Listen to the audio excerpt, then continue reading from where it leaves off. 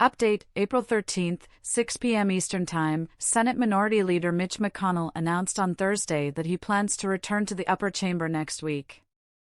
"I am looking forward to returning to the Senate on Monday," McConnell said in a tweet. "We've got important business to tackle and big fights to win for Kentuckians and the American people."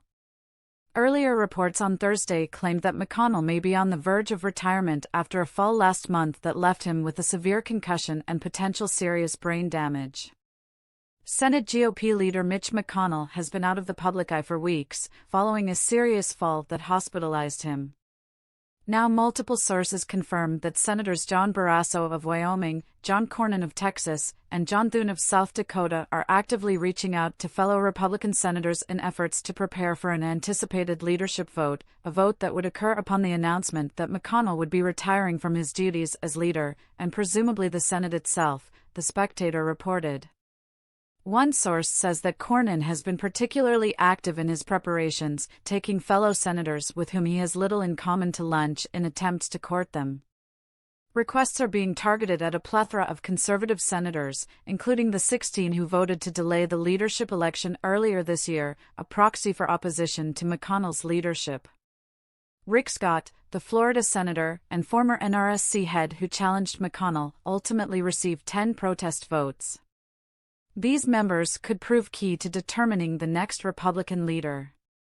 Queries are also being made internally about the rules regarding replacement and how the contest would be structured given the lack of an obvious heir apparent, the outlet added. The Republican big shot, 81, banged his brain in a terrible March 9 tumble at Washington, D.C.'s Waldorf Astoria Hotel, nearly 4 years after another serious fall forced him to have shoulder surgery, Radar Online reported. After the recent fall, McConnell was admitted to the hospital where he spent 6 days receiving treatment. Following his discharge, he was transferred to an inpatient rehabilitation facility to receive care for a brain injury. One medical expert told the outlet that can cause loss of consciousness, convulsions, seizures, loss of coordination, slurred speech, agitation, and confusion. Sources reportedly told the outlet that McConnell has experienced other medical emergencies in the past to go along with his childhood encounter with polio. That includes a triple bypass operation in 2003. In a public appearance 3 years ago, he displayed bruised and bandaged hands but declined to provide an explanation for his injury, the outlet noted further. McConnell's falls could be the result of a coordination problem that signifies the presence of a more serious progressive cognitive condition, one expert, Dr. Gabe Merkin, who has not treated McConnell, told Radar Online. A D.C. insider told the outlet, "Mitch has been a lion of the Senate so long that it's hard to imagine him not being there. But he's 81 years old, and this isn't the first time that he's fallen." The talk is he may consider stepping down long before his current 6-year term expires in 2027. It should be noted that if McConnell has to step down, his replacement will be named by Kentucky Governor Andy Beshear, who is a Democrat, and that person will serve until 2026, when McConnell would have been up for re-election. Earlier this month, people close to McConnell warned he would not be returning to his legislative duties as soon as some believed he would after falling and having to be hospitalized. He is expected to remain in the hospital for a few days of observation and treatment. The leader is grateful to the medical professionals for their care and to his colleagues for their warm wishes, his communications director David Popp said in a statement to Axios shortly after McConnell's accident. A few days later, Popp explained what the treatment plan for McConnell would be.